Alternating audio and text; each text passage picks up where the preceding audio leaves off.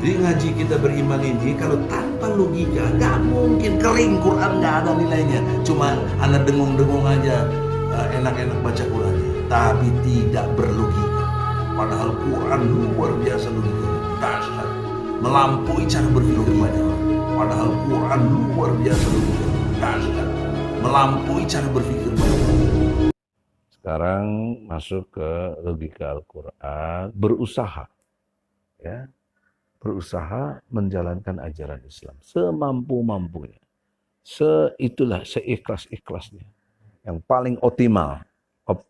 Jadi oleh karena itu, basis untuk bisa istiqomah harus dimulai dari keikhlasan. Dan keikhlasan Allah cukup rumuskan dalam Qul huwallahu ahad, Allahu samad, lam yalid walam yulad, walam yakul lahu kufuwan ahad. Jadi Allah yang pantas jadi Tuhan. Tidak ada yang pantas disebut Tuhan kecuali Allah. Tidak ada. Tidak ada yang berhak menyandang gelar Tuhan kecuali Allah. La ilaha illallah. Maka turunan berikutnya Allahus Samad. Semua bergantung kepada Allah. Di sinilah disebut Allah absolut. Dia absolut, mutlak, totalitas, tak terbatas, tak tertandingi, tak terkalahkan.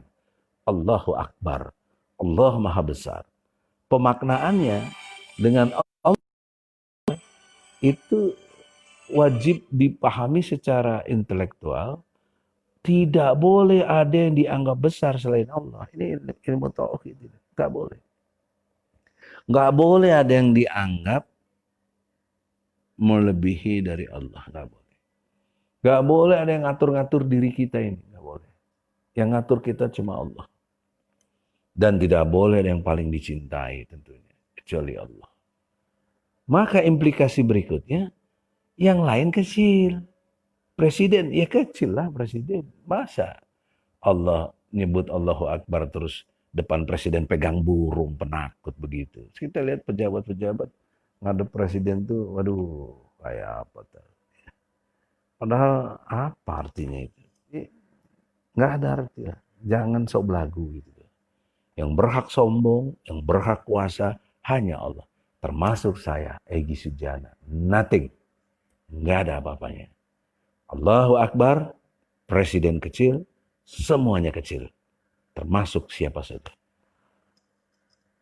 Maka basis berpikir inilah yang dikategorikan sebagai orang-orang yang ikhlas. Ya. Dia ikhlas. Inilah orang-orang yang ikhlas. Tunduk, patuh, menyerah, diatur, ya, tanggung resiko, dan berusaha untuk dalam ketaatannya kepada Allah. Nah, kalau dia ini orang Indonesia, maka dia harusnya bertanggung jawab buat dirinya sendiri dulu.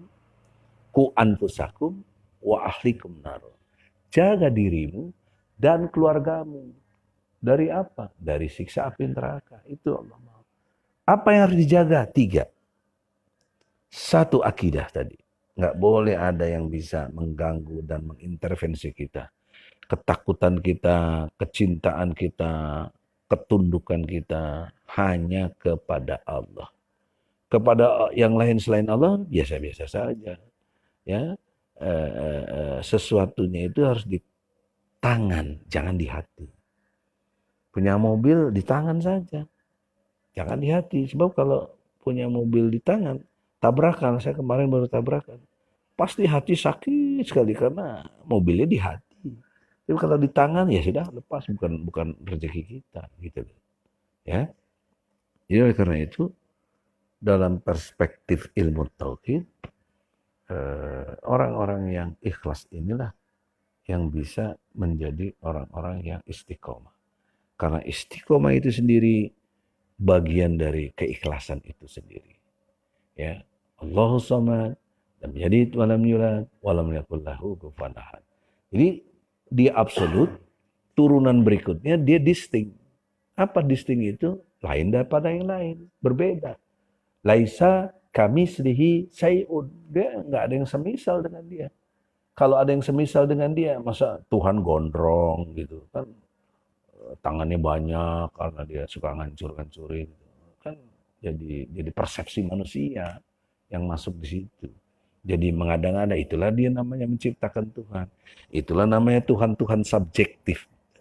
Jadi saya sedang bicara dalam konteks istiqomah ini Tuhan secara objektif. Ya.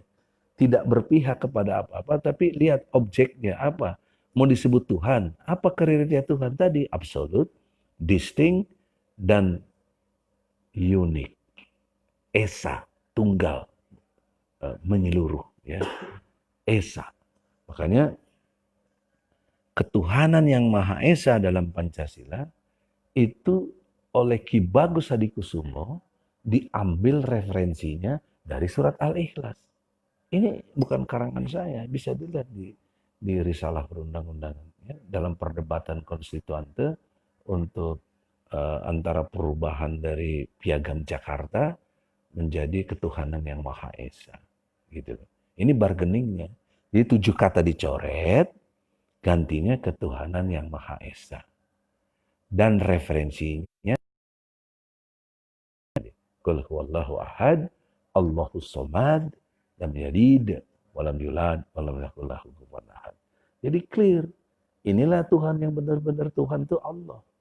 Makanya Allah dimasukkan dalam mukadimah alinea ketiga. Berkat rahmat Allah dinyatakan kemerdekaan bangsa Indonesia. Makna terdalamnya adalah tidak mungkin kita akan merdeka. Ini kesadaran penuh, kesadaran kebatinan. Saat itu para tokoh itu mengakui betul rahmat Allah. Ya bagaimana nggak mungkin rahmat Allah? Kita cuma punya bambu runcing. Kok bisa melawan yang pakai tank, pakai mortarion dan lain sebagainya? Itu bambu runcing coba. Pakai otak. Ya. Jadi Inggris saja bisa kita linggis gitu ya. Amerika kita setrika kalau istilah Soekarno waktu itu. Jadi karena itu dalam perspektif ilmu tauhid, kemerdekaan kita adalah berkat rahmat Allah, adalah sebuah historis, bukan dogmatis. Historis, sosiologis, kemudian sebelumnya filosofis, dan akhirnya menjadi yuridis. Nah, yuridisnya adalah menjadi Pancasila dan Undang-Undang Dasar 45. Karena disebut di dalam pasal 29 ayat 1, yaitu negara Republik Indonesia berdasar kepada ketuhanan yang Maha Esa. Tuhan yang dimaksud adalah Allah. Nggak ada yang lain-lain. Coba terangkan pada saya, adakah agama lain selain Islam ya, yang bicara tentang monoteisme? Tidak ada. Ya. Jadi konsep monoteisme ini pure atau murni sumbangsih dari ajaran Islam. Ya. Bahkan Indonesia dulu belum dikenal, sebelum merdeka mana dikenal bangsa Indonesia, tidak ada. Yang ada kerajaan-kerajaan. Ya.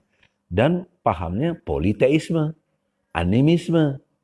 Nah, maka datang proses dakwah lewat Wali Songo, lewat para tokoh-tokoh umat Islam pada waktu itu juga. Ya, ini perlu saya ulang-ulang ya. Memang saya kesannya mengulang-ulang, tapi karena pesan moral dari Allah itu juga mengulang-ulang. Al-Fatihah aja 7 kali diulang-ulang. 17 kali dibaca dalam sholat. Jadi saya harus ulang-ulang. Supaya bangsa Indonesia ini sadar. Bahwa Indonesia itu mestinya bertakwa kepada Allah. Inilah konsep besar Indonesia bertakwa. Ya. Maka dengan Indonesia bertakwa, ya, dunia pun pasti bertakwa. Pasti.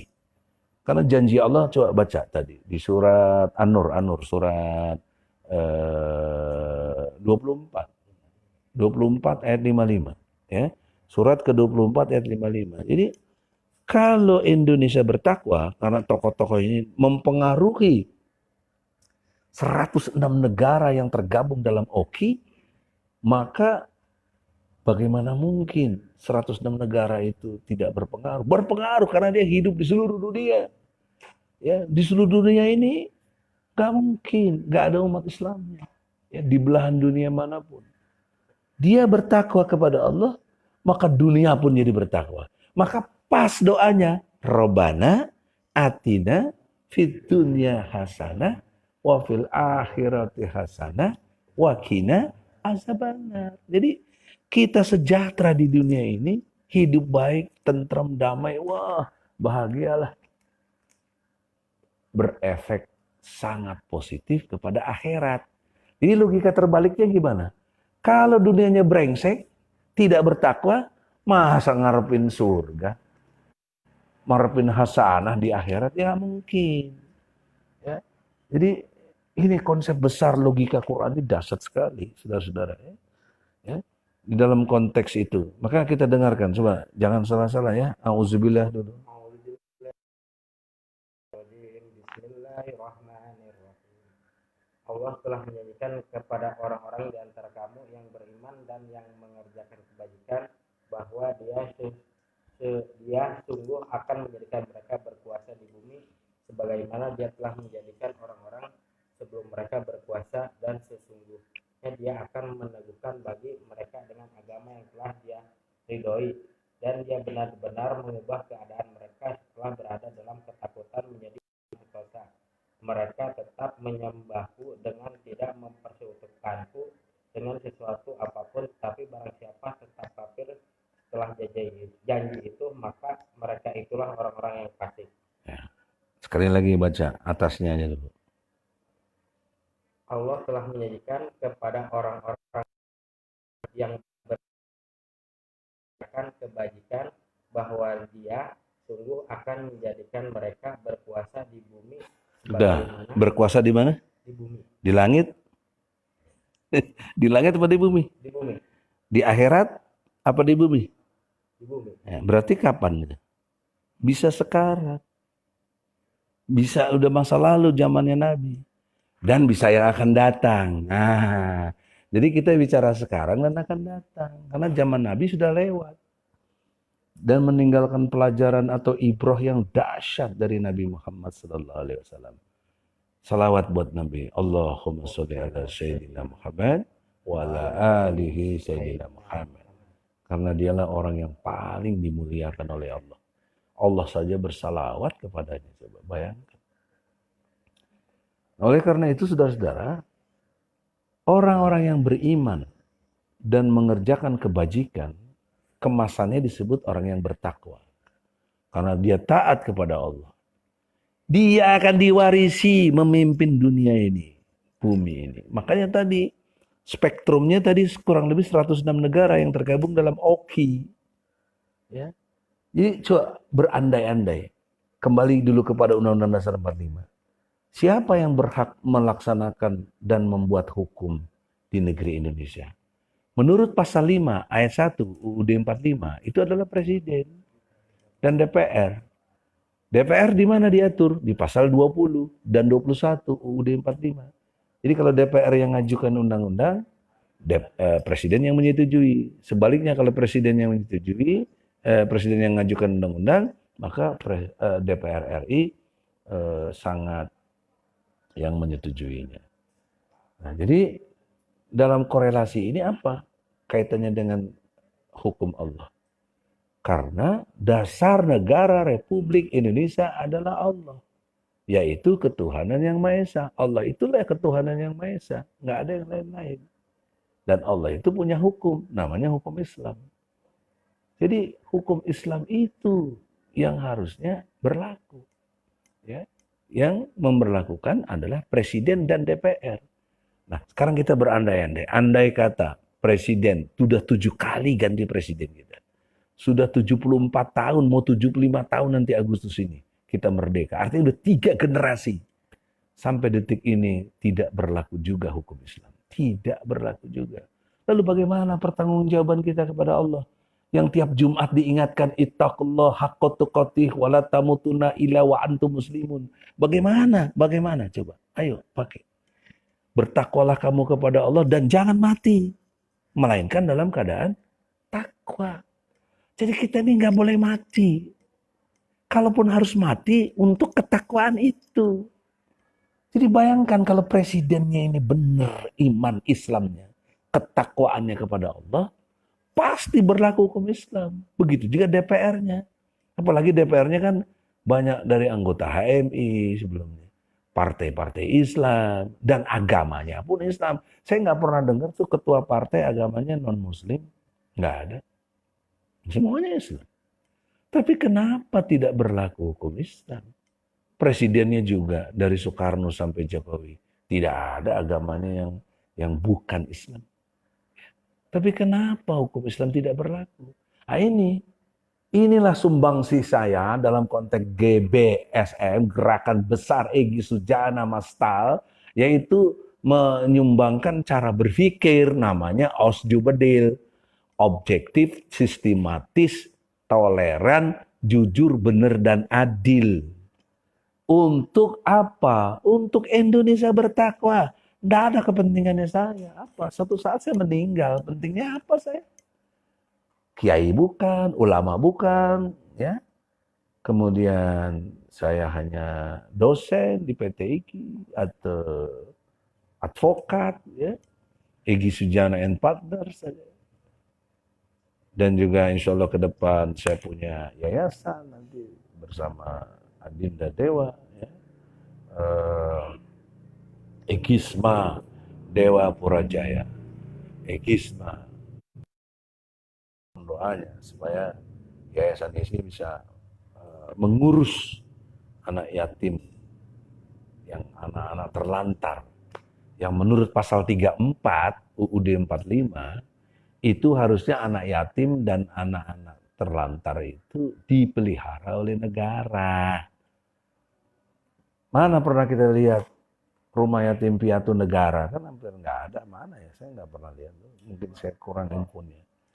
Tapi faktanya negara nggak ngurus, keleleran. Banyak yang gembel-gembel tidur di pinggir-pinggir jalan masih banyak. Yang di kolong jembatan masih banyak. Nggak terpelihara oleh negara. Ya. Nah untuk itu boro-boro kesehatannya, perumahannya, pekerjaannya, dan apa namanya pendidikannya.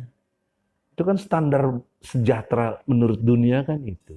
Pendidikan, perumahan, kesehatan, dan pekerjaan, ya, yang layak tentunya. Dan semua itu ada. Soal pekerjaan misalnya ayat 2, ya, berhak dia mendapat penghidupan yang layak. Tapi mana pemerintah menyediakan fasilitas itu? Tidak ada sampai hari ini. Ya, pengangguran udah berapa sekarang? Padahal pertumbuhan ekonominya nggak naik-naik. Lalu bagaimana mau ada penyerapan tenaga kerja? Karena 1%, ya, 1% pertumbuhan ekonomi mampu menyerap 500.000 tenaga kerja. Jadi kalau pertumbuhan ekonomi kita yang kemarin dicanangkan oleh Jokowi 7% nggak kecapai, sampai sekarang malah turun 4% sekian, ya. Berarti kan tidak ada pertumbuhan ekonomi, maka pengangguran semakin meningkat. Itu fakta teori ekonomi yang nggak bisa dibantah. Siapapun presidennya harus bisa mengerjakan ini. Maka oleh karena itu, dalam konteks kita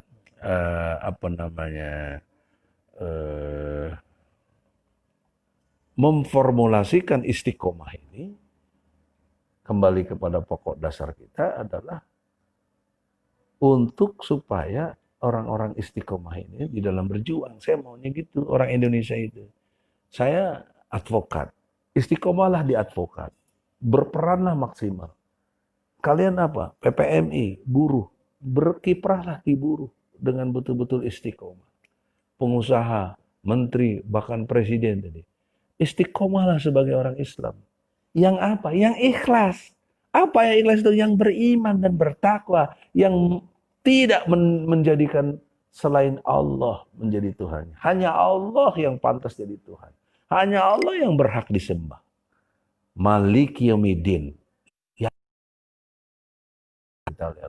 Makanya kita iyyaka na'budu wa iyyaka nasta'in.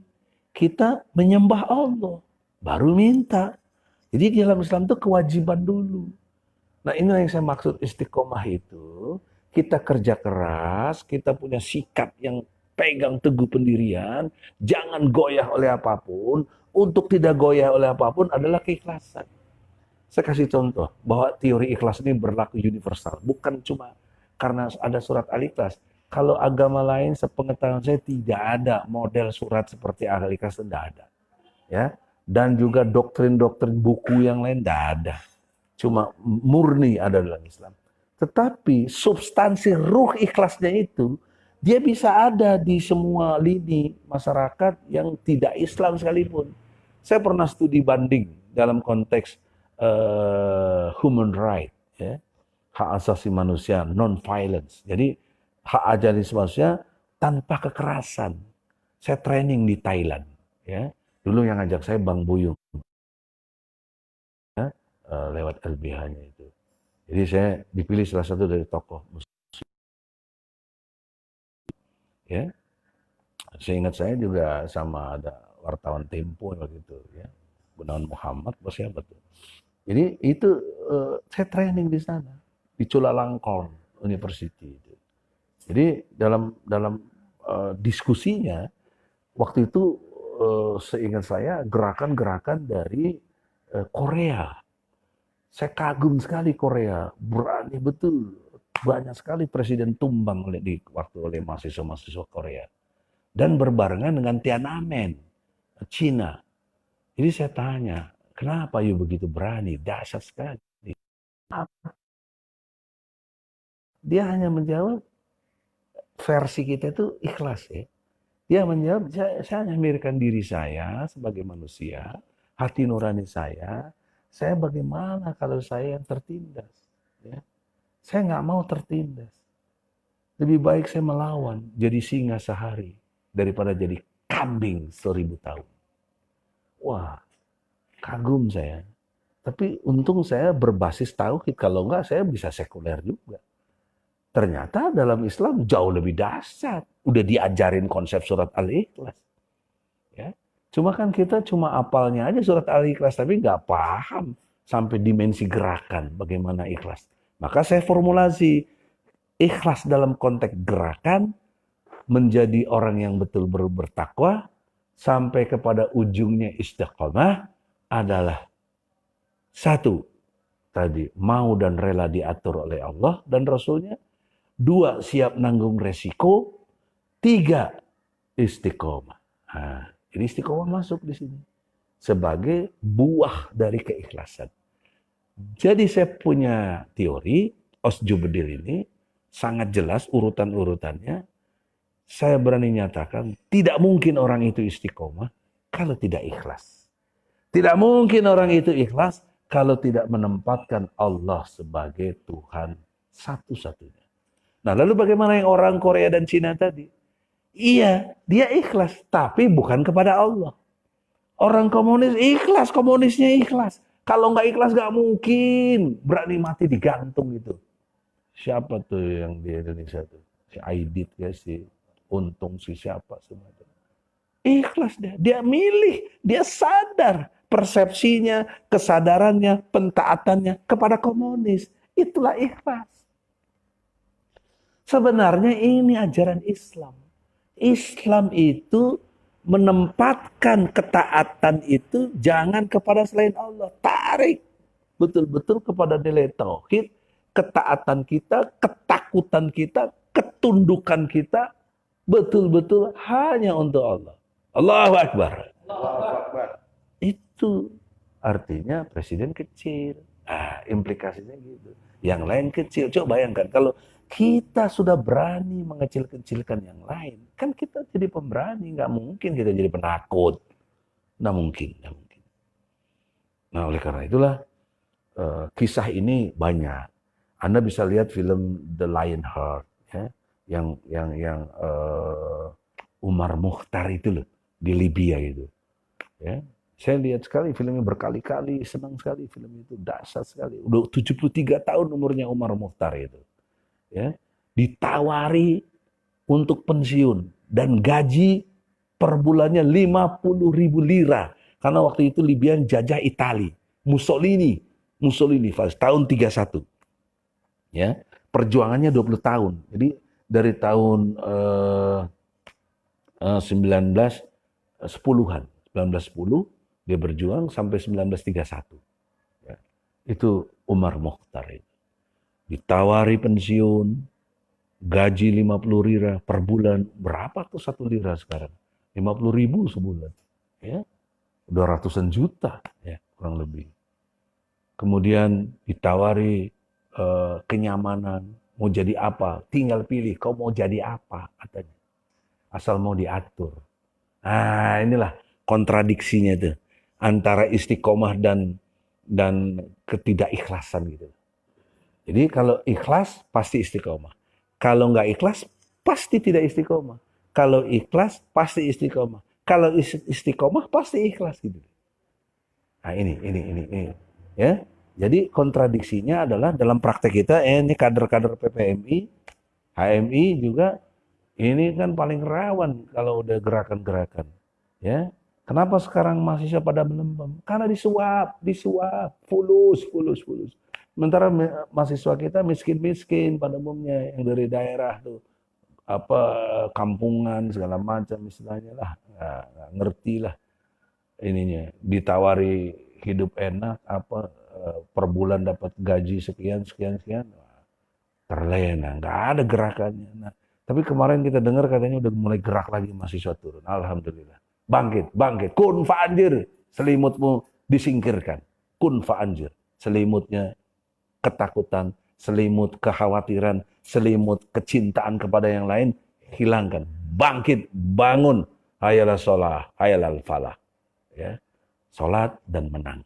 Pasti. Itu janji Allah. Ya. Tadi sudah dibacakan An-Nur ayat 55. Berkuasa di bumi loh. Di bumi, bukan di langit, bukan di akhirat nanti, di bumi. Ini bisa saat ini. Makanya saya tidak berobsesi atau tidak mimpi, tapi ini menunggu janji Allah. Kalau kamu beriman dan bertakwa, Indonesia bertakwa, dunia pun bertakwa. Dunia pun bertakwa. Dunia pun bertakwa. Lewat tangan presiden. Makanya jangan pilih presiden yang on. Ya, betul-betul yang iman dan takwa kepada Allah. Yang mengerti Undang-Undang Dasar 45. Oleh karena itu dalam kesempatan ini, kita perlu mengerti. Sekarang kita dibenturkan juga antara kafir dan non-muslim. Jadi seolah-olah saya kalau bicara kafir itu kasar. Keliru. Kafir itu bahasa yang sangat halus dalam pandangan Allah untuk orang yang menentang dirinya. Karena kafir itu, kalau bahasa Inggrisnya cover, ya mengcover, dirinya itu ditutupi. Jadi orang kafir itu menutup diri terhadap informasi Quran, terhadap wahyu Allah ini. Dia tutup dengan mau, nggak mau dengar. Lewat apa? Pendengaran, penglihatan, dan hatinya. Dia nggak mau buka itu. Maka dia disebut kufur perbuatannya. Orangnya kafirun, ya, kaum yang kafir. Nah, kemudian kalau non-muslim itu muslim artinya tunduk, patuh, nyerah, selamat. Itu artinya. Jadi kalau dia lebih sedang dipanggil non-muslim, atau kemarin kurang lebih setahun lalu ada gerakan jangan panggil kafir karena non-muslim, ya itu nggak mengerti. Itu artinya saya orang-orang kayak gini nih sebenarnya bodoh gitu loh. Coba buka surat 2 ya, ayat 120. Ini logika Qurannya dasar. Siapa yang membenci ajaran Ibrahim, including di sini ajaran Islam, karena Muhammad ini cicit-cicitnya dari Ibrahim, Isa juga cicit-cicitnya dari Ibrahim. Jadi siapa yang benci kepada ajaran Ibrahim? Ini goblok, ini orang goblok, memperbodoh diri. Walaupun gelarnya profesor doktor, walaupun dia pangkatnya jenderal. Tapi kata Allah, bukan kata Egy Sujana. Coba kita dengarkan. Ayat 130. Bismillahirrahmanirrahim. Ayat 130. Ya, Al-Baqarah. Dan orang-orang yang membenci agama Ibrahim hanyalah orang yang memperbodoh dirinya sendiri, dan sesungguhnya kami telah memilihnya Ibrahim di dunia ini, dan sesungguhnya di akhirat dia termasuk orang-orang saleh. Nah, ulangi lagi. Dan orang yang membenci agama Ibrahim hanyalah orang yang memperbodoh dirinya sendiri, dan sungguh kami telah memilihnya Ibrahim di dunia ini, dan sesungguhnya di akhirat dia termasuk orang-orang saleh. Jadi kata bodoh dari siapa? Kata bodoh dari siapa? Allah. Ya kan? Nah, itu bukan egi loh. Jadi jangan saya dikena head speech segala macam, norak bener. Ya, yang bilang Allah. Dan Allah menekankan lagi, Nabi Ibrahim itu contoh yang dipilih oleh Allah. Betul nggak? Ah, dibuktikan di mana? Buka surat 4. Buka surat 4. Surat 4, An-Nisa, ayat 125. Inilah yang saya maksud teori logika Osju Bedil itu. Jadi kita objektif, sistematis, toleran. Ya. Kalau ada yang nggak benar, saya ikut kepada yang benar. Tapi kalian yang udah nggak benar itu toleran dong kepada saya.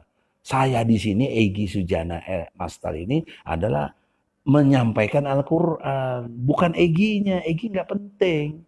Tapi sekarang penting karena saya yang menyampaikan Al-Quran. Al-Quran ayat ini nggak disampaikan sama kiai-kiai yang ada itu. Ya.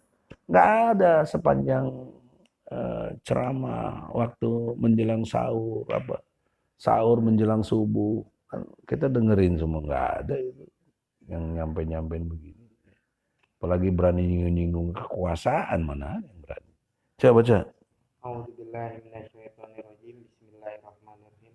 Dan siapakah yang lebih baik agamanya daripada orang yang dengan ikhlas berserah diri kepada Allah, sedang dia mengerjakan kebaikan dan mengikuti agama Ibrahim yang lurus, dan Allah telah memilih Ibrahim menjadi kesayangannya. Nah, jadi Ibrahim sebagai apa?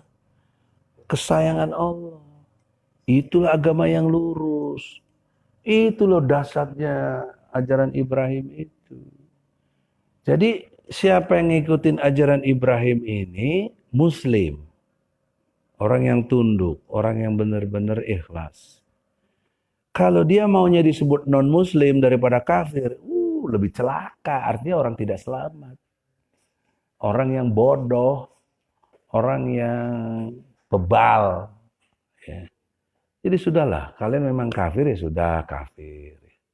Nah, begitu juga istilah takwa ini. Takwa ini istilah dari Allah, jangan pakai istilah-istilah lain. Kita menuju Indonesia bertakwa, dunia pun bertakwa. Itu jargon yang kita harus bangun.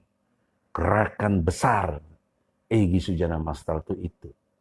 Melalui basis awalnya adalah kembali ke masjid. Ya, karena kita selama ini lewat social distancing dijauhkan dari masjid. Sengaja dibuat kita tidak dekat dengan Allah dalam pengertian di masjid untuk berkumpul bersama-sama. Ya. Jadi kalau sejarahnya justru kalau ada penyakit dulu kumpul di masjid, atau kalau misalnya ada kekeringan ya kan, minta doa hujan ya, istighozah. Ya itu kan di lapangan paling tidak minta, kumpul, dikabul oleh Allah. Selesai itu kasus kekeringan karena adanya hujan. Kok kita sekarang nggak boleh berkumpul? Salaman aja nggak boleh coba. Cepika-cepiki apalagi nggak boleh. Kita diajarin cuci tangan. 1441 tahun lalu juga udah diajarin kita sama Nabi Muhammad. Lewat wudu. Wudu. Sekali lagi wudu. Jangankan tangan, kaki nih. Lebih bersih daripada mukanya orang kafir. Lebih bersih. Tiap hari dicuci. Maka oleh karena itu dalam perspektif kafir atau non-muslim, sudi kiranya kalian karena memang telah menutup diri, ya sudah memang kalian kafir. Tapi masih bisa berubah. Hari ini kafir, besok bisa beriman. Asal kalian mau berpikir asjubedil tadi, kemudian beriman dan bertakwa kepada Allah. Ya. Jadi kalau sekarang ada yang statusnya kafir, himbauan saya, taubat. Ya. Pakai otak kalian, objektiflah, sistematislah, toleranlah, jujur, benar, adillah dalam berpikir. Ya. Kemudian pasti Anda akan ketemu dengan Allah Subhanahu wa taala. Absolute, distinct, dan unik. Kemasannya qul huwallahu ahad, Allahus samad, lam yalid walam yulad walam yakul lahu kufuwan ahad. Kekeliruan mereka dan kurang ajarnya mereka apa? Allah aja difitnah, masa Allah punya anak coba, itu kan Masya Allah. Jadi kalau saya difitnah begini begono, saya senyum saja ya. Allah aja difitnah, komodo egi sujana, banyak fitnahnya begini begono ya. Nabi Muhammad yang orang suci, orang yang benar-benar mulia juga difitnah. Bahkan dikatain majnun ditimpukin, mau dibunuh lagi. Komodo egi sujana, ya cek senama. Jadi kalau kita difitnah, dibully, enggak apa-apa, ya. Enggak apa-apa. Tapi kalau kalian mau fight, ya kita fight dong. Masa cicing wae, goblok, kita lawan. Tapi kalau difitnah, dibully, di ini, di Facebook, di ini, don't care. Ya. Kita izul Islam wal muslimin. Ya. Nah, oleh karena itu saudara-saudara, sekarang problem berikutnya di dalam konteks bertakwa ini ada konsep khilafah, ada yang tidak setuju, ada yang punya pikiran-pikiran lain, bahkan dianggap dilarang. Ya. Saya tegaskan, khilafah tidak pernah ada pelarangannya. Beda dengan komunis, dilarang oleh TAP MPR nomor 25 tahun 1965 atau 66. Ya, itu dilarang kalau komunis. PKI itu udah nggak benar. Sekarang mau muncul lagi. Khilafah mana ada keputusan melarang khilafah? Nggak ada. Siapa yang berani melarang? Berarti melarang Al-Quran dong. Mana di Al-Quran? Nah, cuma konsep khilafah yang betul-betul menurut pikiran saya terbatas juga pengetahuannya. Mungkin teman-teman HTI lebih hatam lah. Tapi sekedar berpikir, keliru pun kan tidak apa-apa, diluruskanlah secara objektif, sistematis, dan toleran. Yaitu kalau lihat fenomenanya, Vatikan, persepsi saya, itu khilafah juga. Itu Vatikan itu khilafah. Semua kesatuan. Bahkan di Gambir saya lihat tuh Jalan Gambir ke Stasiun Gambir ada kedutaan besar Vatikan. Itu bagaimana memahaminya? Kalau bukan khilafah. Khilafah itu ya. Nah, dalam konteks Vatikan itu. Maka perspektif khilafah dalam konteks penegakan ajaran Islam ya, itu seyogyanya berekspresi untuk mendakwahkan akidah adalah sebuah keniscayaan yang sah secara hukum.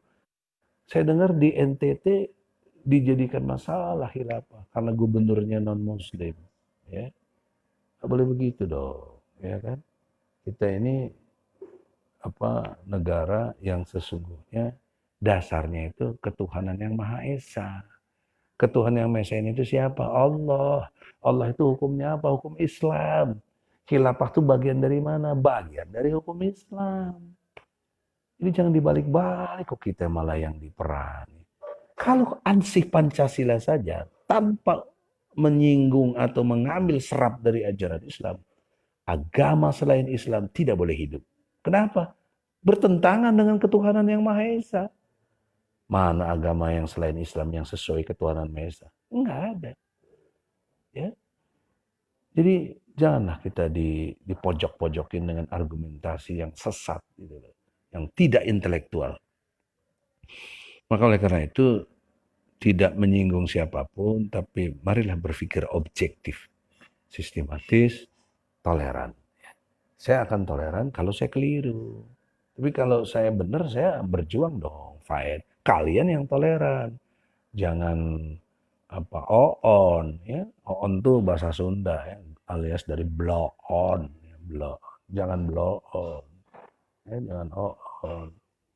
Oleh karena itu khilafah dalam perspektif saya, ya, saya berusaha mempunyai satu gambaran sendiri, yaitu kepemimpinan mekanismenya yang untuk pada intinya mengatur yang utama itu adalah kebutuhan hidup orang banyak. Apa? Ekonomi.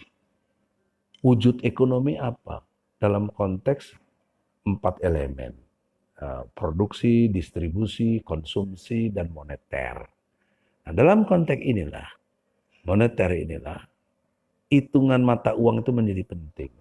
Maka gagasan saya, Indonesia ke depannya perlu menggagas dinar, uang yang berlaku itu dinar, bukan rupiah, ya, dinar.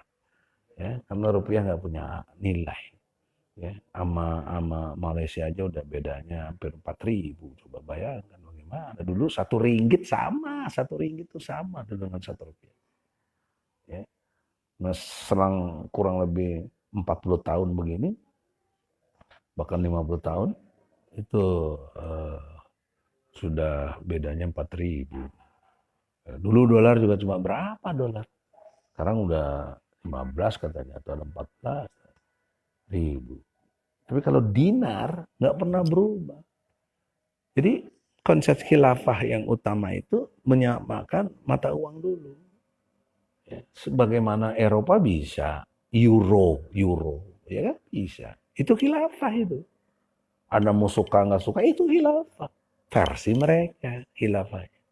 Ya, dengan 1 euro itu, ya, alat bayar. Dulu saya pernah tinggal di Jerman, di Berlin. Dulu Deutschmark, ya. Saya ingat sekali satu Deutschmark karena saya jadi Arbeiter juga, jadi pekerja. Karena beasiswa saya putus dari Kuwait karena waktu itu Kuwait dibom sama Irak, ya, tahun 91 awal itu dibom. Beasiswa saya dari Kuwait. Saya dulu utusan HMI MPO dari WAMI, World Muslim Assembly Muslim World, ya. Jadi dalam perspektif itu bubar beasiswa akhirnya keleleran cari kerja untuk bisa pulang, ya. Karena kan mahal ongkos dari Jerman ke sini ke Jerman, ya. Nah, jadi sekolah nggak selesai, lalu saya teruskan S2 di IPB, jurusan pengelolaan sumber daya alam dan lingkungan, sampai S3-nya. Saya lebih senior dari SBY, saya doktornya lebih dulu dari SBY. Sebelum SBY doktor, saya sudah doktor dari IPB, sekedar tahu aja gitu loh. Jadi saya doktornya sekolah, bukan beli, bukan bukan stigma atau lagi honoris causa. Ada. Jadi karena itu dalam konteks khilafah ini di samping ekonomi yaitu fakta militer. Kalau di dunia barat ada NATO, ya, NATO. Masa kita yang muslim 106 negara tadi nggak bisa? Masalahnya nggak ada kemauan dan bodoh. Nggak objektif, nggak sistematis, nggak toleran berpikirnya. Nggak mendasari diri kepada Al-Quran. Padahal Al-Quran bilang kamu akan berkuasa di muka bumi. Coba bayangkan, pakai otak sedikit. 106 negara sepakat pakai dinar, kemudian militernya sepakat, satu kesatuan, punya pasukan yang dahsyat. Ya. Kalau kita kan gak usah diajarin lagi berani mati, gak usah, udah tahu sahid kok. Ya. Nggak ada kelas yang bisa menandingi kekuatan umat, nggak ada. Ya. Karena Islam mendoktrin dirinya dengan kesadaran penuh untuk siap mati syahid. Dan mati syahid ini adalah buah dari sebuah istiqomah. Karena mempertahankan prinsip, ujungnya 2. Bisa rumah sakit, kalau dia nggak mati, atau kuburan. Gitu. Udah itu aja. 3, penjara. Penjara. Ya, orang-orang istiqomah itu kekhawatirannya dalam 3 hal itu. Ya. Kalau nggak di penjara, masuk rumah sakit, dianiaya, atau mati sekalian. Dibunuh. Itulah. Dan buat kita udah lewat yang gitu-gitu mah. Itu udah doktrin yang sudah diyakini sebagai satu nilai ikhlas. Tadi kan sudah diajarkan, siap dan rela diatur oleh Allah, siap nanggung resiko, dan istiqomah. Nah, jadi khilafah yang ketiga, di samping tadi ekonomi, fakta militer, ya, yang ketiganya itu pendidikan. Jadi kurikulum itu kan universal seperti matematik, fisika, kimia, ya, apalagi yang dunia eksakta itu. Itu berlaku seluruh dunia. Kenapa kita jadi tunduk sama dikti saja? Kita bikin dong konsorsium bersama tadi. Jadi Indonesia tetap berdaulat, ya. Negara-negara lain yang Muslim Malaysia tetap berdaulat, tetapi satu kebersamaan sebagaimana Amerika bisa bikin NATO, Eropa dengan euronya, kemudian kita mulai sekarang kita pendidikan untuk Islamisasi sains and culture, Islamisasi, Islamization, ya, science and culture. Jadi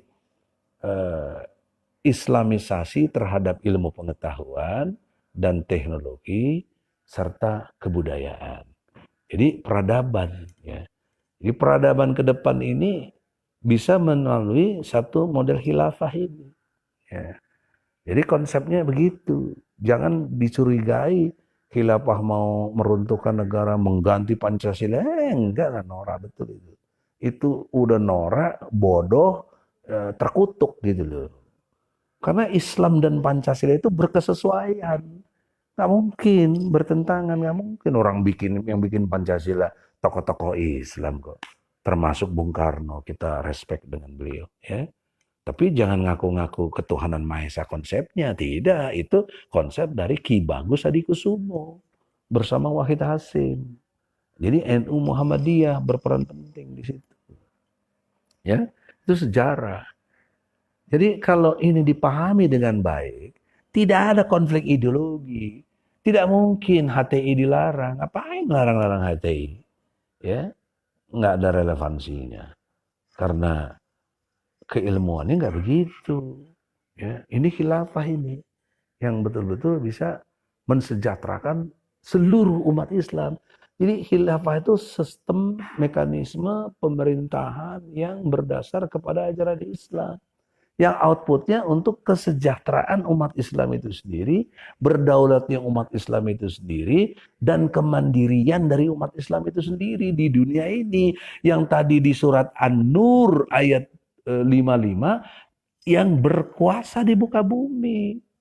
Nah, cara berkuasanya ya begitu, lewat sistem dan mekanisme pendidikan, ekonomi, sains dan teknologi, ya, dan juga militer gitu loh.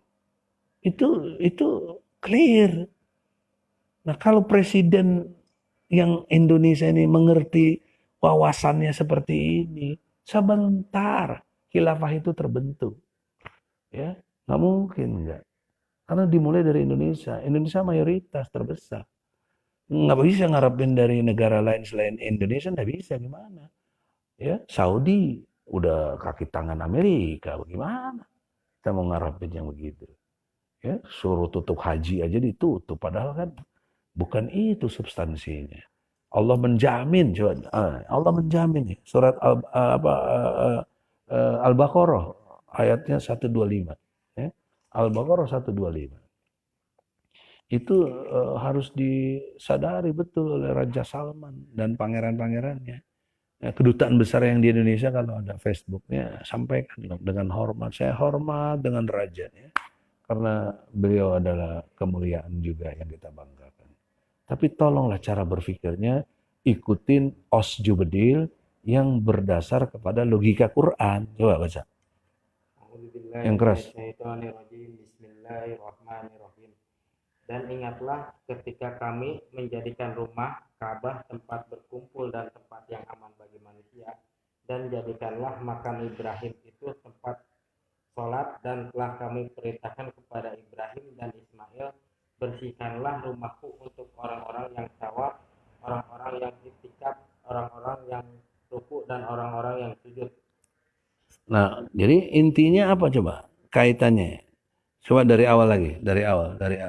Dan ingatlah ketika Hmm. kami menjadikan rumah Ka'bah tempat Hmm. berkumpul dan tempat yang aman bagi manusia, dan jadikanlah makam Ibrahim itu tempat sholat, dan telah kami perintahkan kepada Ibrahim dan Ismail, bersihkanlah rumahku untuk orang-orang Nah, yang yang awalnya aja dulu, awalnya aja. dan ingatlah ketika kami menjadikan rumah Ka'bah tempat berkumpul dan tempat yang aman Udah. bagi manusia. Jadi tempat berkumpul, tempat yang aman, tempat untuk bisa berkait dengan satu situasi yang mendasar ini. Jadi karena itu saudara-saudara tidak mengkuliahi, apalagi menggurui istighfar. Saya al-fakir, Egi Sujana. Saya bukan ustadz, saya bukan ulama, saya bukan kiai, apalagi saya advokat saja. Ya, advokat Egi Sujana yang memahami belajar Al-Quran serius dan ajaran Islam pada umumnya. Jadi hentikan sekarang hal-hal pelarangan kepada sistem khilafah, ya, ucapan kafir, kemudian stigma-stigma radikal, stigma-stigma terorisme, stigma ekstrim, ya nggak ada lah itu. Islam itu agama yang penuh kedamaian, senyum saja ibadah. Sekali lagi senyum aja ibadah. Sekarang nggak kelihatan senyum masker, karena kelihatan senyum, ya kan? Saya pernah senyum gini-gini, lagi pakai masker lupa. Kemudian pendayan duri dari jalan adalah ibadah. Nyambut tamu begini kasih minum ibadah. Masa taruh bom sembarangan boleh? Kan nggak masuk akal. Itu ini by design, jahat mereka. Ya, jahat, pikirannya kotor, kotor, itu kotor. Coba buka, ya, surat 20 ayat 120, surat Tauha. Jadi orang-orang yang pikirannya kotor inilah godaan-godaan setan yang membuat ajaran Islam jadi tidak murni. Ayatnya 120. Ya. Jadi di kepala saya ini logika Quran ini sangat serius, ya, sangat terprogram dengan baik. Baca, baca. Kemudian setan dengan berkata, wahai Adam, maukah aku tunjukkan kepadamu pohon keabadian, kuldi, dan kerajaan yang tidak akan binasa. Bukan, ayat 120. Ya. Baca lagi, coba, coba. Bismillahirrahmanirrahim. Ya. Kemudian setan membisikkan pikiran jahat kepadanya dengan berkata, wahai Adam. Udah, yang awalnya aja coba. Kemudian setan membisikkan pikiran jahat kepadanya. Jadi pikiran jahat dari siapa tuh? Setan. Ya, jadi Allah kasih tahu bahwa orang-orang yang pikirannya kotor, jahat, ya, by design, mendesain untuk mendiskreditkan Islam dan umatnya, itu kerjaan setan. Karena manusia pada intinya adalah Hanif. Hanif itu memiliki kecenderungan kepada kebaikan. Itu manusia. Ya. Tapi jadi rusak karena masuk godaan setan. Nah, bagaimana cara setan menggoda? Nah, ini penting ini. Coba buka surat 22. Ya. Jadi cara setan menggoda itu beriringan dengan keinginan-keinginannya. Kemudian tadi masuk keinginan itu menjadi pola pikir. Pola pikirnya jadi jahat. Nah, itulah setan itu. Jadi setan jangan dilihat genderuwo, kuntilanak gitu. Terus nakut-nakutin. Hihihi. Enggak lah. Setan itu jin manusia ini bentuknya. Coba. Ayat berapa? 52 ayat 52. Surat 22 ayat 52. Ya. Sehingga kita mengerti sekarang ini. Ya, kita mau bicara yang benar Islam terprovokasi, dibully, diputar balik keadaan itu. Nah, baca. A'udzubillahi minasyaitonirrajim. Bismillahirrahmanirrahim. Dan kami tidak mengutus seorang rasul dan tidak pula seorang nabi sebelum engkau Muhammad, melainkan apabila dia mempunyai suatu keinginan, setan pun memasukkan godaan-godaan. Apabila mereka punya keinginan, terus ulangi. mempunyai keinginan, setan pun memasukkan godaan-godaan ke dalam Jadi setan masukin godaannya lewat apa? Keinginan, gitu loh dong, ya. Jadi kita introspeksi lah. Ingin jadi presiden, akhirnya supaya menang gimana? Keinginannya curang, masuklah pikiran jahat, kondisikanlah. Ya, kalau dibandingin sekarang misalnya Ruslan Buton itu ditangkap sampai sedemikian rupa, tapi si Masiku nggak pernah ditangkap, nggak pernah dikejar si Masiku itu. Ya, yang dari PDIP mana Masiku? Kok udah dari bulan Januari nggak salah dari ini Ruslan ngomong nggak ada yang salah omongannya ditangkap. Padahal TNI dia, ya walaupun mantan, tapi kan dia orang yang berjasa ya di Maluku Utara itu. Masiku yang nimpe uang kita yang nyogok untuk jadi pemilu curang kayak begini nggak ditangkap. Itu kan nggak adil itu. Ya, itu kenapa? Pemimpin-pemimpinnya itu keinginannya itu ditumpangi oleh setan, jadi pikirannya jahat. Jadi nggak bisa dibantah sama kalian. Kalian juga nggak bisa tuntut saya dong, orang saya bicara Quran. Kalau saya dituntut, kalian berarti mengadili Quran. Saya coba baca surat tadi. Surat 52, surat 22 ayat 52, Jungto surat 20 ayat 120. Itu logika Quran yang nggak bisa dibantah karena Quran adalah kebenaran, wahyu, ya, yang teruji, nggak ada yang bisa mengalahkan Quran. Apa alat ujinya Quran jadi salah? Nggak ada. Ya. Justru Al-Quran lah sebagai pedoman, petunjuk, pembeda, gitu. Itu namanya Furqan. Nah, dengan pendekatan Osjubedil. Jadi dalam perspektif ini, saudara-saudaraku yang berminat kepada gerakan besar Egy Sujana Mastal, mulai dari basis masjid-masjid, kampus-kampus, LSM-LSM, dan tempat-tempat lain, lakukanlah program ASI. A-nya Al-Quran, S-nya sholat, I-nya infak. Saya akan ulang-ulang terus itu. ASI, coba ikutin. ASI. A-nya Al-Quran. S-nya Salat. I-nya infak. Inilah tijarah lam tabur. Satu urusan yang nggak akan jadi rugi. Kalau kita nerapkan Al-Quran, sholat, dan infak. Di mana dalilnya? Nah, baca surat 35. Jadi saya nggak mau ngarang-ngarang. Ya, nggak mau. Karena keliru nanti berislam. Nah, kekeliruan saya dalam memandang banyak soal yang ada ini adalah menjadikan mazhab, menjadikan jumhur ulama atau pendapat A, pendapat B jadi pegangan. Padahal nggak boleh itu. Yang mulai jadi pegangan cuma Al-Quran dan Sunnah Nabi yang sudah sahih gitu. Kalau yang lain-lain apalagi cuma pendapat ulama, pendapat HB, pendapat ini boleh disingkirkan kalau nggak benar. Ukuran benar enggaknya apa? Al-Quran dan Sunnah Nabi itu yang objektif tuh begitu. Ya, coba baca. Ayatnya 29. Surat 35 ayat 29. Ya. Bismillahirrahmanirrahim. Sesungguhnya orang-orang yang selalu membaca kitab Allah, Al-Quran, dan melaksanakan sholat, menginfakkan sebagian rezeki yang kami anugerahkan kepadanya dengan diam-diam dan terang-terangan, mereka itu mengharapkan perdagangan yang tidak akan rugi. Nah, apalagi dikaitkan dengan perdagangan perniagaan atau perdagangan tijarah, ya, tijarah, perdagangan yang tidak akan rugi. Lam tabur. Itu garansi Allah.